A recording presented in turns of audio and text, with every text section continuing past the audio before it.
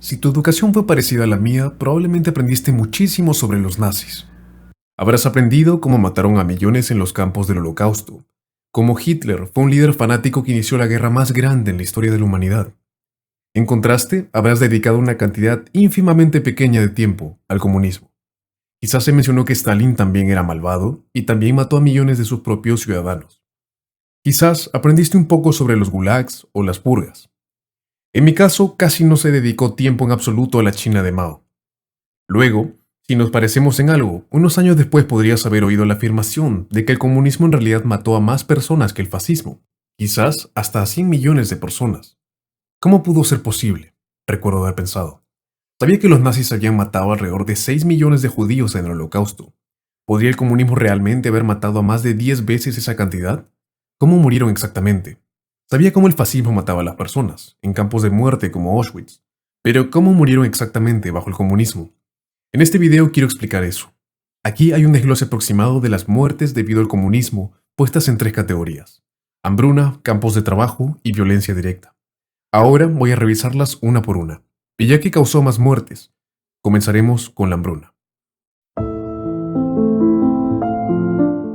Como puedes ver, el número de personas que murieron debido a la hambruna es absolutamente incomparable con las otras causas, y por esa razón dedicaré la mayor parte del video a hablar de ello. Las hambrunas que han ocurrido bajo el comunismo son absolutamente desconcertantes. La Rusia comunista tuvo 2 hambrunas horribles, una a principios de los 20 y otra a principios de los 30. Juntas mataron a unas 12 millones de personas. La China comunista tuvo solo una gran hambruna, pero fue por mucho la peor hambruna en la historia de la humanidad. Mató potencialmente hasta 50 millones de personas. Eso es más del doble que la segunda peor hambruna de la historia. Entonces, ¿por qué ocurrieron las hambrunas y realmente se pueden atribuir a las políticas comunistas? Mi objetivo en esta sección es persuadirte de que sí, las políticas comunistas fueron absolutamente las culpables. Fue principalmente debido a un proceso conocido como colectivización de la agricultura. Eso también podría llamarse nacionalización de la agricultura. Otros también lo han llamado la esclavización del campesinado. 1928 is when Stalin makes the decision to collectivize agriculture, or that is to enslave the peasantry, 100 million plus people. Esencialmente fue el proceso de eliminar toda propiedad privada de la agricultura, de modo que la agricultura sería realizada enteramente por el Estado. Nadie podía poseer tierras agrícolas, ya que todas pertenecían al Estado. Cualquier alimento que se produjera le pertenecía completamente al Estado.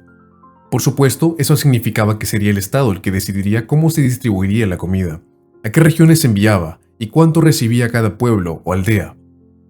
Otra pregunta absolutamente crucial es qué regiones serían las productoras de alimentos y, lo más importante, cuánto se esperaba que proporcionaran para el resto del país.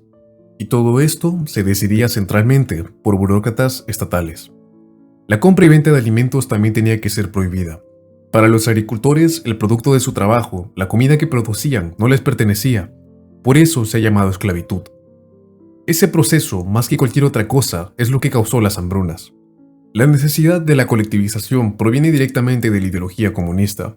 En el momento en que permites que los agricultores posean los alimentos que producen o los vendan, tienes capitalismo. Para tener un verdadero comunismo, todo comercio libre debe ser prohibido. Si no lo es, las personas comenzarán inmediatamente a producir cosas e intercambiarlas. Antes de darte cuenta, el capitalismo se ha colado por la puerta trasera.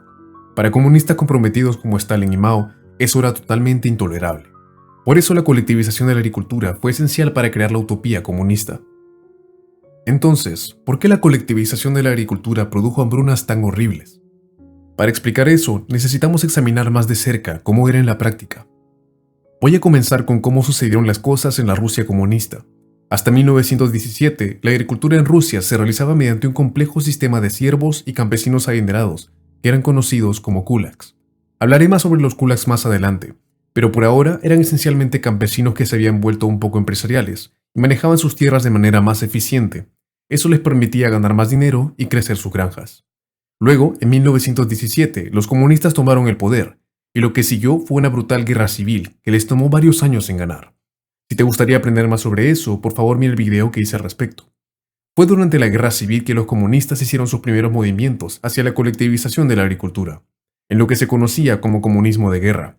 Había muchos aspectos diferentes en el comunismo de guerra: la nacionalización de las industrias, el control militar de ferrocarriles, Pero lo más importante para nosotros en este video fue la confiscación de granos a los agricultores.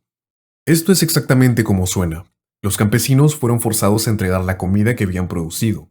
Esencialmente, algunos matones del gobierno aparecían en una granja y obligaban al campesino a entregar su grano. Luego, el grano se distribuía como los comunistas consideraban adecuado. Por supuesto, mucho de ello fue para su ejército, para ganar la guerra civil. Muchos campesinos se resistieron, escondieron su grano y se comieron su ganado. Algunos incluso tomaron las armas. En la región de Tambo, los campesinos tomaron por la fuerza el grano confiscado e iniciaron una rebelión armada contra el gobierno. Por supuesto, los comunistas reprimieron con extrema dureza. Hubo castigos brutales, como arrestos masivos y ejecuciones, deportaciones y campos de trabajo forzado. Ahora, debo decir que eso no fue una colectivización completa de la agricultura, porque la vasta mayoría de la tierra permaneció en manos privadas. La colectivización de la agricultura realmente significa cuando toda la tierra es propiedad y está gestionada por el gobierno. En ese momento, a principios de los años 20, la comida aún era producida principalmente por individuos privados, pero el Estado la confiscaba. Los resultados fueron devastadores. Muchas regiones tuvieron que entregar todo su grano, dejándolo sin nada. Millones murieron de hambre. Las ciudades perdieron una enorme cantidad de población, ya que la gente huía al campo con la esperanza de alimentarse. Petrogrado y Moscú perdieron más de la mitad de su población. La hambruna fue tal desastre para los comunistas que eventualmente se vieron forzados a retroceder. La política de confiscación de grano se detuvo y se reemplazó con un impuesto sobre la alimentación que permitía a los campesinos comerciar el grano que producían. Los mercados libres y el capitalismo volvieron, al menos en el campo.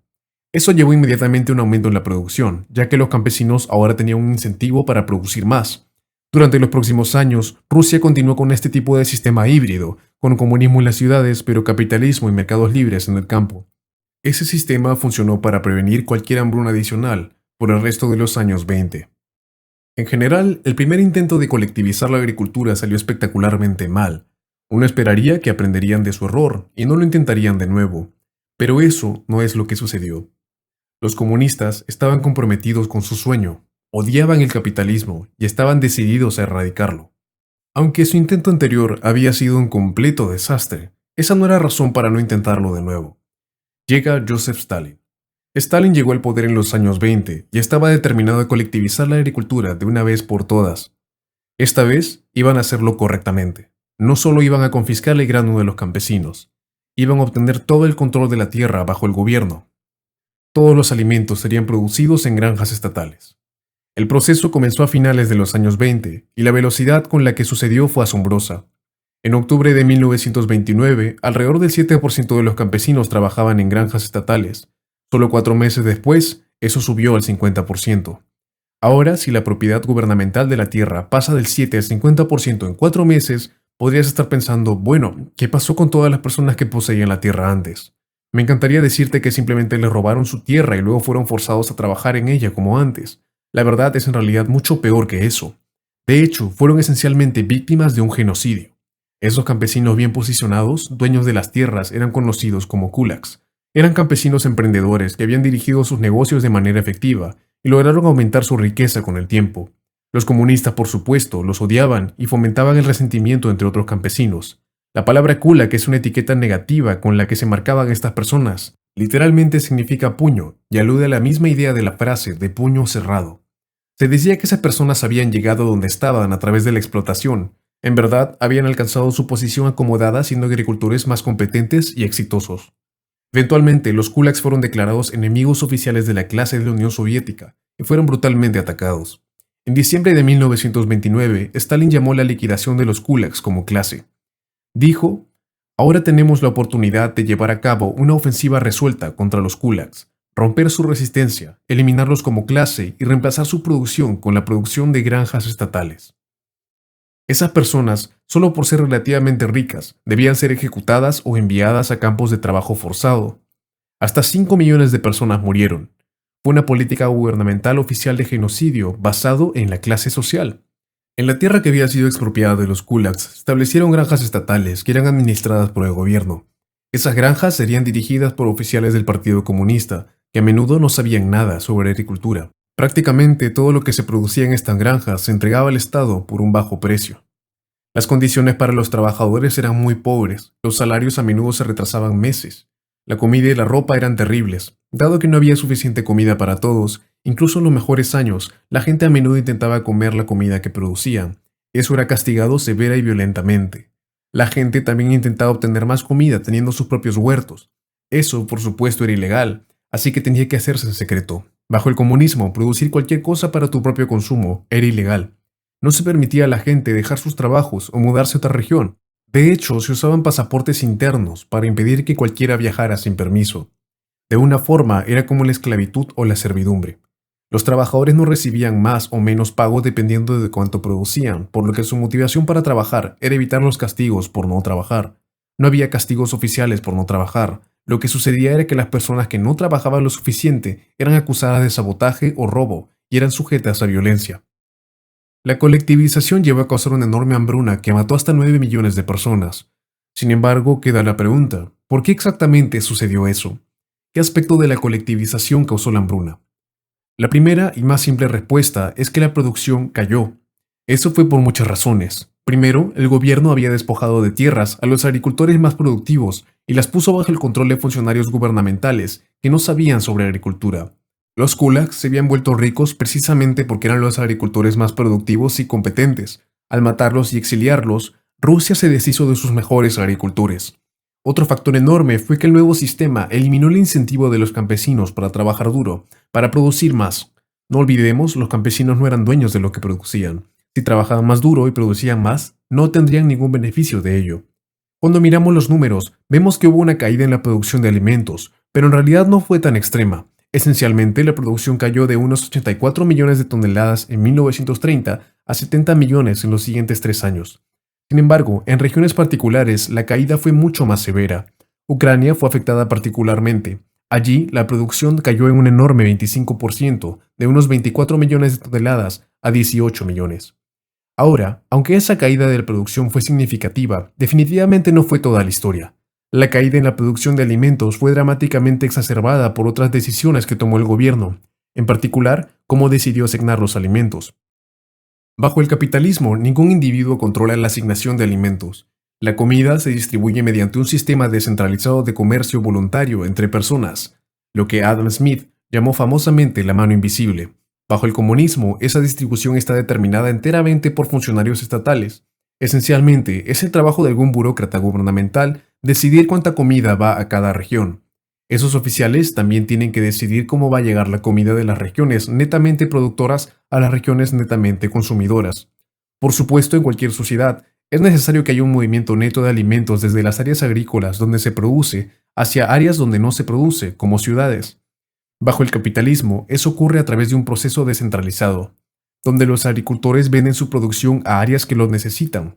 Bajo el comunismo, cómo se distribuye el grano dentro de una sociedad es decidido por el gobierno. El gobierno decide si una región va a ser productora o consumidora neta de grano, y en qué medida.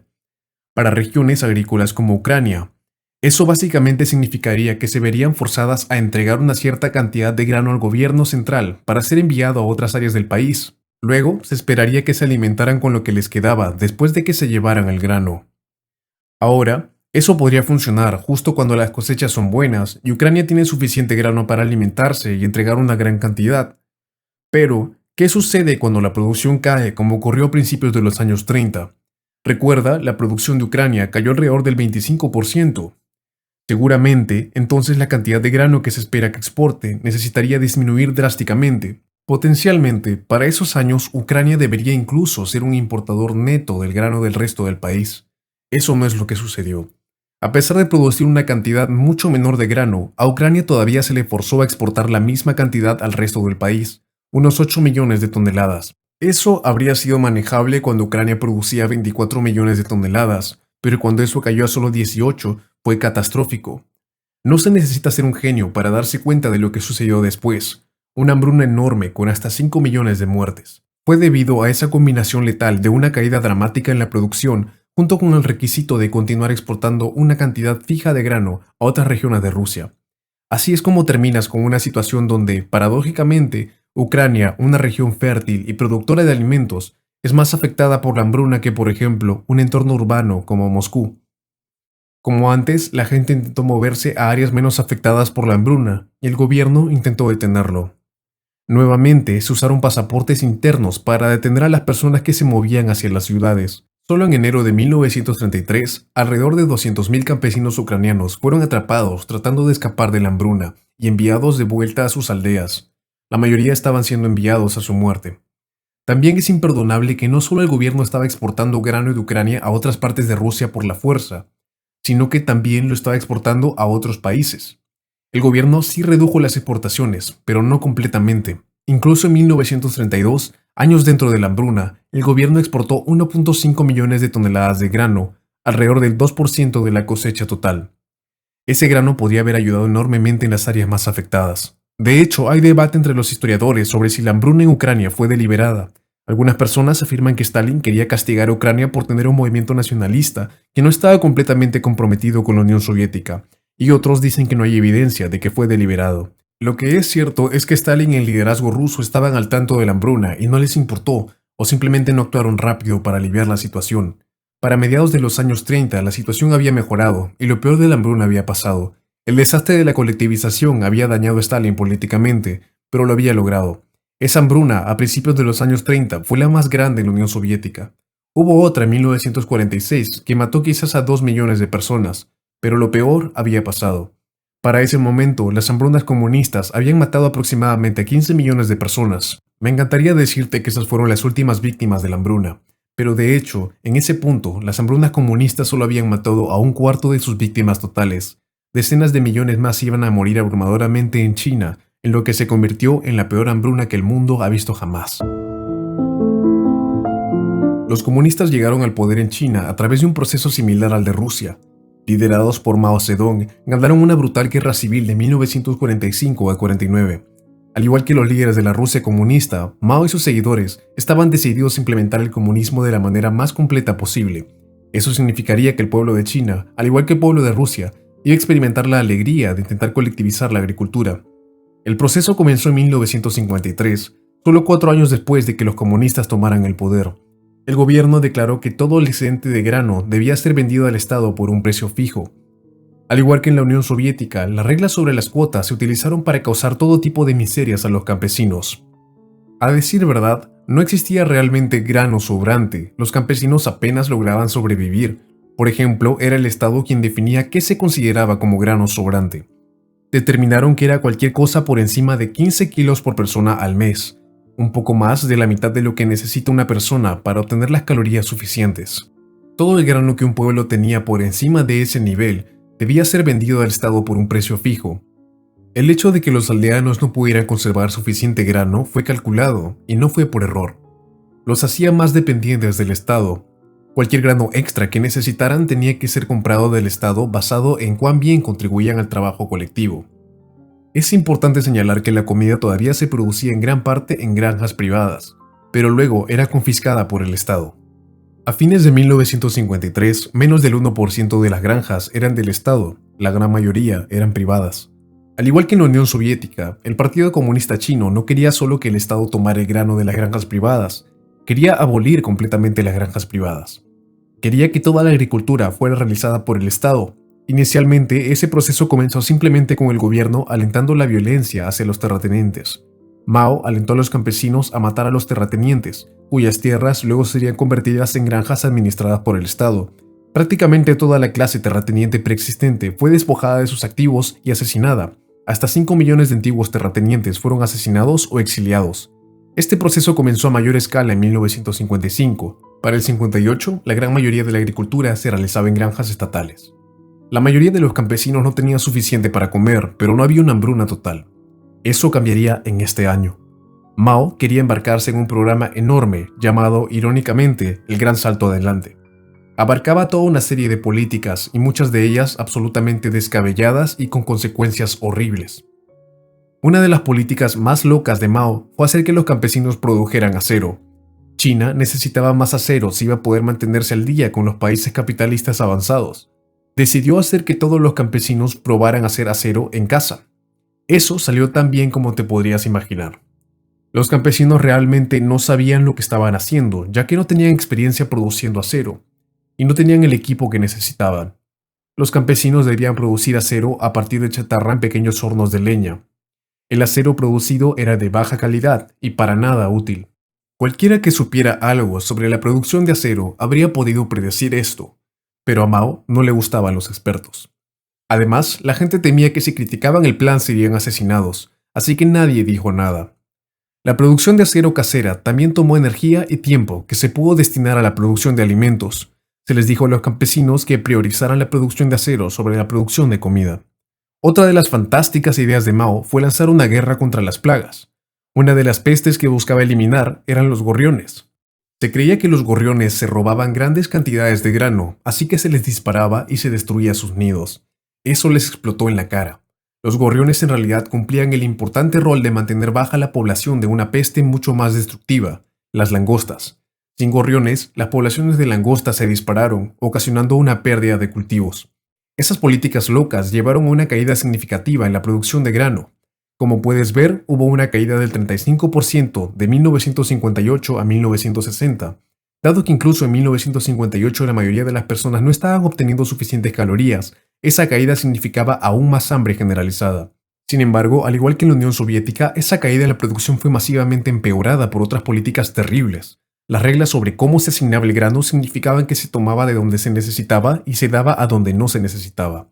Fue en gran parte debido al sistema de excedentes y la estructura de incentivos que dio lugar entre los funcionarios del Partido Comunista. Esencialmente, si eras el oficial del Partido Comunista a cargo de una región en particular, una de las maneras en las que ganarías méritos y avanzarías en tu carrera era haciendo que tu región produjera un excedente realmente grande de grano para ser exportado al resto de China. Si tu región estaba produciendo suficiente grano para alimentarse y exportar grandes toneladas de grano al resto de China, eso mostraba que debías estar administrándola bien, y las granjas colectivas estaban siendo productivas. No se necesita ser un genio para darse cuenta de lo que sucedió después. Los oficiales querían reportar el mayor excedente posible, por lo que exprimían sus regiones quitándoles lo que tenían. Cuanto más grano permitieras que tu región conservara para alimentarse, menor sería el excedente que podrías reportar a la sede del Partido Comunista. Los oficiales no dejaban a sus regiones con suficiente grano para alimentarse, y por lo tanto la gente se moría de hambre. La hambruna resultante fue, para decirlo en pocas palabras, la peor en la historia humana, y no hay ni comparación. Hubo más de 45 millones de muertes, más del doble que la segunda peor hambruna en la historia.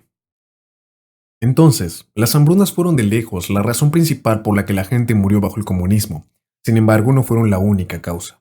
Decenas de millones también murieron en campos de trabajo forzado, purgas políticas y masacres. Primero hablaré sobre los campos de trabajo. En la Rusia comunista, los campos de trabajo eran conocidos como gulags y habían cientos de ellos. Aproximadamente 18 millones de personas fueron enviadas a uno en algún momento de sus vidas, de los cuales alrededor de 1,5 millones murieron. Las condiciones eran tan horribles como te puedas imaginar. Un oficial soviético lo describió de esta manera.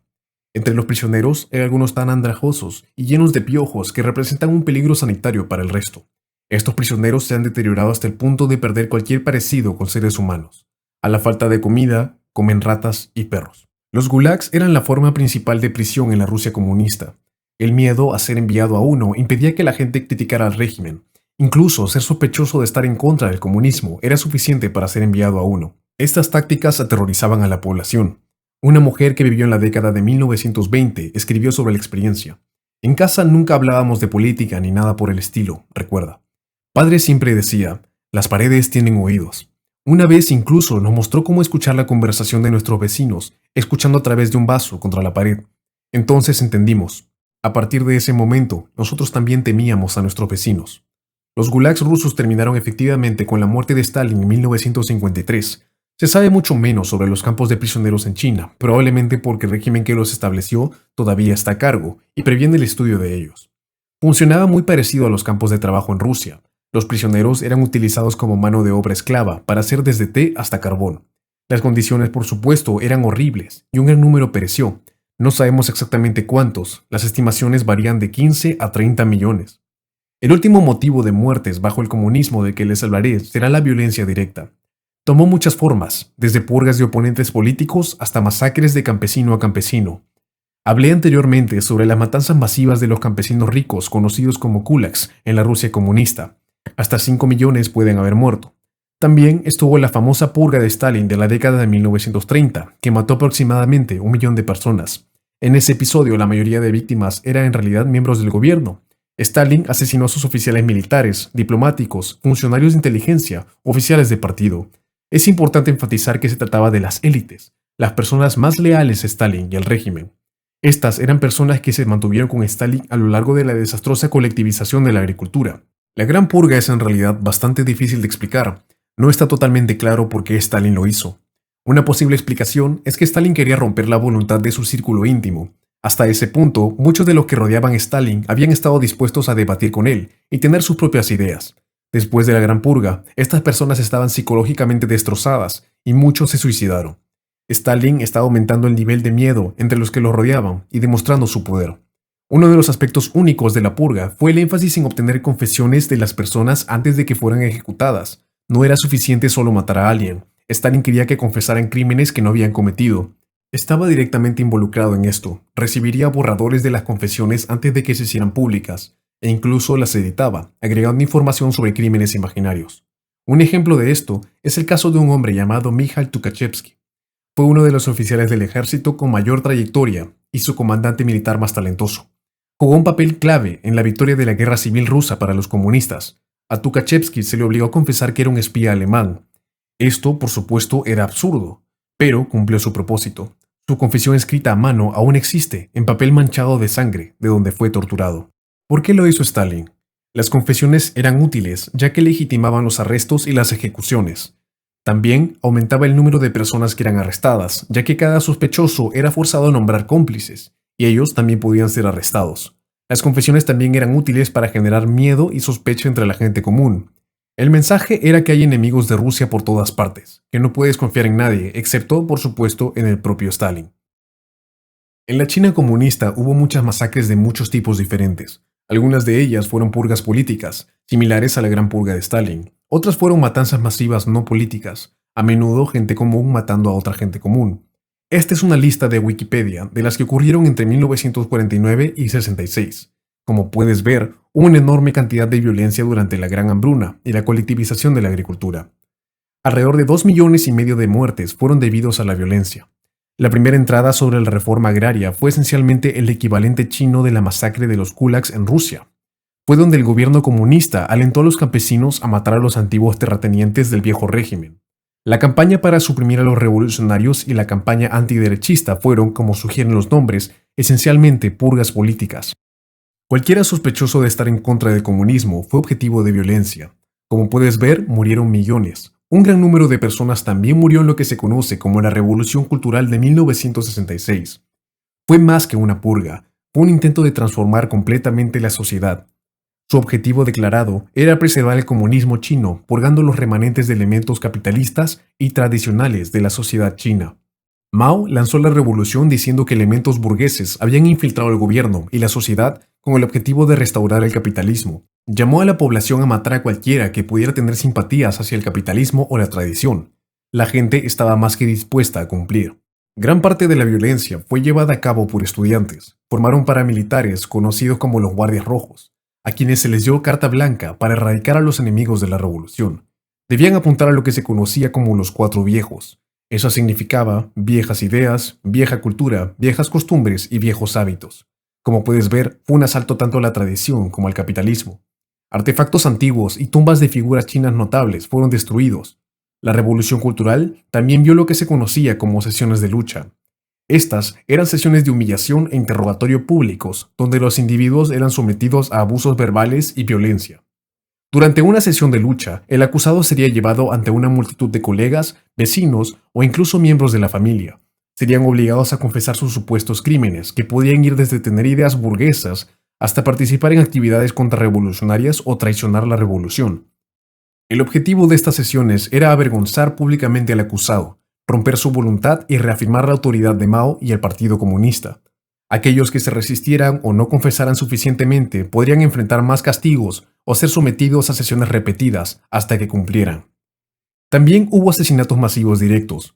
Uno de los ejemplos más famosos fue la masacre de Wanji, donde alrededor de 500,000 de personas fueron asesinadas. La gente fue decapitada, enterrada viva, hervida y ahogada. Uno de los aspectos más bizarros de la masacre fue que hubo una cantidad significativa de canibalismo, con alrededor de 400 personas comidas.